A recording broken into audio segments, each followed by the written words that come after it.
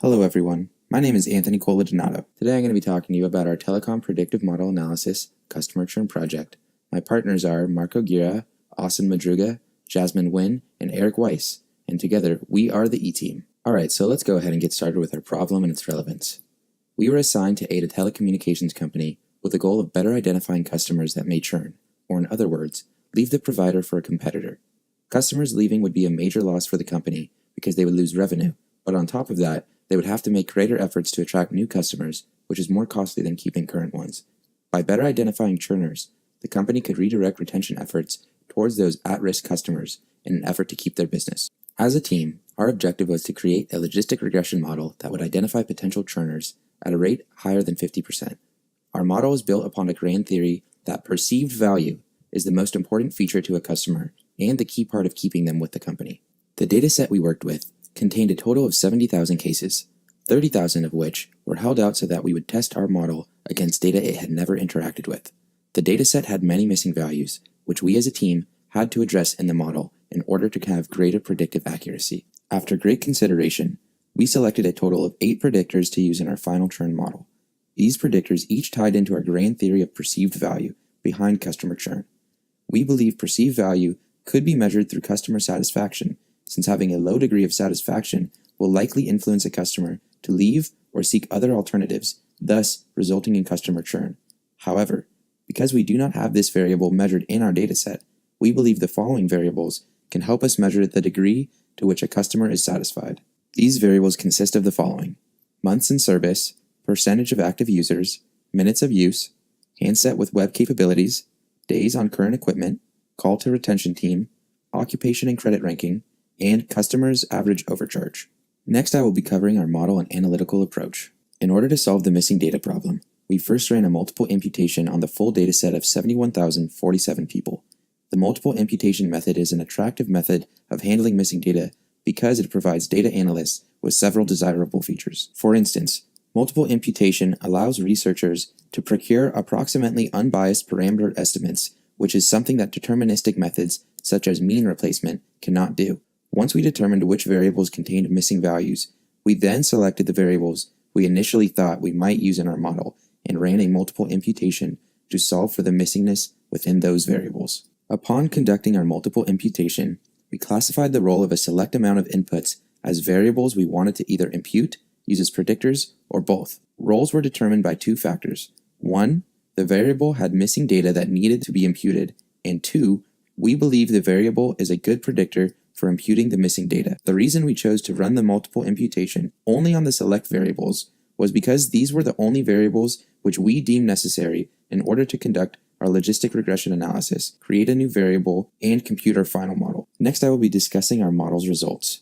Our final model had an overall predictive accuracy of 59.5%, meaning that we are able to accurately predict that 59.5% of our customers would churn.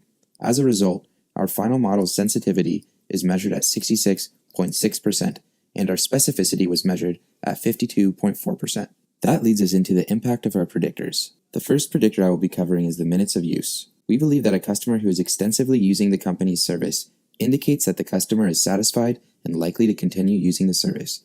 This is demonstrated by a customer's monthly minutes of use, because the number of minutes indicate how often they are using the service. According to our model, a 1 unit increase in the minutes of use is associated with a decrease in the odds of churning by 0.999 times. Therefore, if a customer uses a higher number of minutes monthly, they are less likely to churn.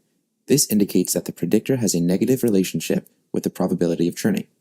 This is supported by the p-value of 0 for the variable, which allows us to confidently say that a relationship does exist between the minutes of use and churn. Next, I will be talking about the variable for handset with web capabilities. We chose to include the handset with web capabilities variable because we believe adding web capabilities to a handset may increase a consumer's perceived value of the product and company. This would mean their service is valued beyond their ability to just make and receive calls. If a customer has a handset with web capabilities, then they may perceive the value of their service higher than someone who does not have this feature. According to our results, owning a handset with web capabilities had the largest impact on the probability of a customer not churning when compared to all of the other variables which we included in our model. A customer who owned a handset with web capabilities had a 65% chance of churning, whereas a customer who did not own a handset with web capabilities had a 70.4% chance of churning. The odds that a customer who owns a handset with web capabilities is 0.778 times less likely to churn than a customer who does not own a handset with web capabilities. This statement is statistically significant because our p-value for this predictor is less than 0.05. Next, I will be discussing the variable for days on the current equipment. The number of days a customer has owned the current equipment has the highest impact on the probability of churn. Equipment becomes increasingly less productive with age, and a customer with an antiquated device could be extremely tired of dealing with a provider they believe gives them a poor product. As a customer continues to remain on the current equipment over semi-annual periods, their probability of churning increases, as demonstrated in the graph which you can see now. A customer who has owned equipment for 1,261 to 1,440 days is more likely to churn because they have the highest odds of churning compared to a customer who has owned equipment for 0 days or less. We can confidently state this because the parameter for this group has a p-value of 0. Next, I will be discussing the call to retention team variable. When analyzing the results from our output, we found that customers who had encountered a problem and contacted the telecom company's retention team at least once were significantly more likely to churn than those who had not. According to these results, a customer who has made at least one call to the retention team is generally less satisfied with their service and therefore more likely to churn. We have determined that just one call to the retention team reflects a decrease in satisfaction and perceived value, which ultimately results in a higher likelihood of churning amongst customers. A customer who had made a call to the retention team is more likely to churn because they have 2.184 times the odds of churning compared to someone who did not make a call to the retention team. Next, I will be discussing the customer's average overcharge variable. People do not like being overcharged for a product or service. If a customer is paying more than what they signed up for, we can assume that they may reconsider if the services they currently have are right for them and worth keeping. Therefore, receiving overcharges may lead customers to look into other telecom companies to see if their services would better match their needs. As represented by the data, it appears that customers with a higher overcharge seem to be more likely to do this, in turn increasing their probability to churn. Therefore, we can assume that customers with a higher overcharge are less satisfied with their service and thus perceive their service to be less valuable than a customer with less overcharge. A 1-unit increase in the average overcharge is associated with a 1.004 times increase in the odds of churning. We can confidently state that there's a positive relationship between the average overcharge and the probability of churning because the parameter's p-value is equal to 0. In order to facilitate a faster analysis and more accurate prediction, our strongest suggestion would be to begin administrating surveys that depict customer satisfaction. This would increase the analysis speed and accuracy, not to mention help the business determine what they need to fix and what they need to do more of.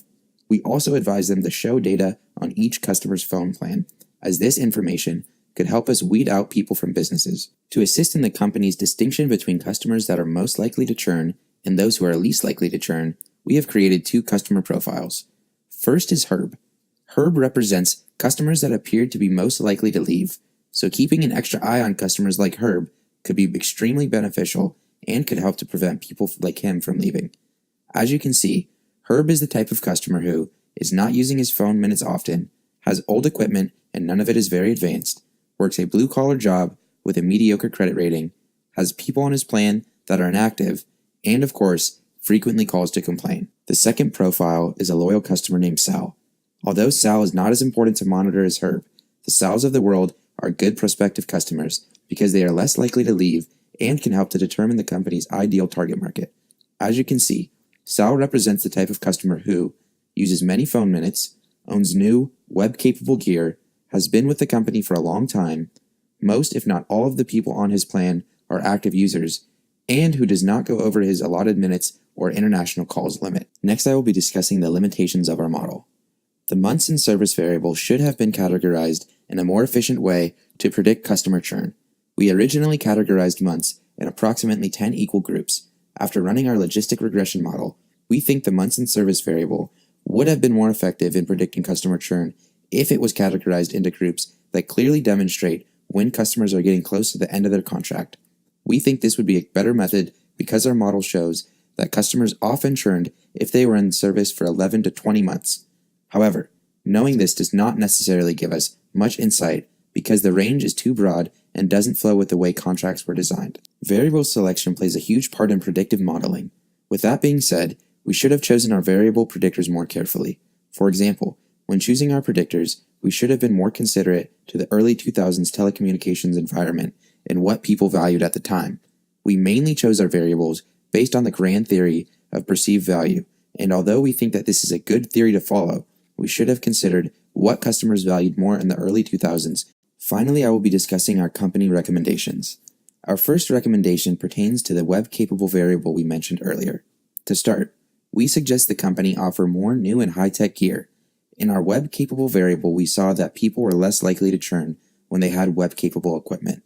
Additionally, in our days on current equipment variable, we saw that customers were more likely to churn when their devices were antiquated. For this reason, we believe that if the company continued to offer new technology, such as web-capable handsets to their consumers, they would likely see a decrease in the number of people who churned. Secondly, we would push the company to run a customer lifetime value analysis on the customers that were predicted to churn.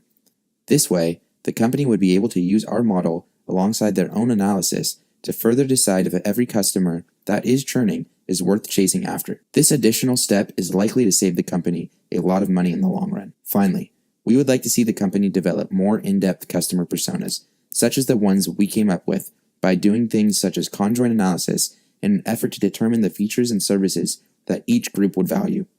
To assess the validity of our recommendations, telecom companies should measure their churn rate to see if it has improved from the previous year, and to see if changes in external factors are making certain predictors more or less valuable. That concludes the end of our telecom analysis presentation. I'd like to say thank you from everyone that was a part of Team E, and also give a special shout out to Professor Baker for making it all possible.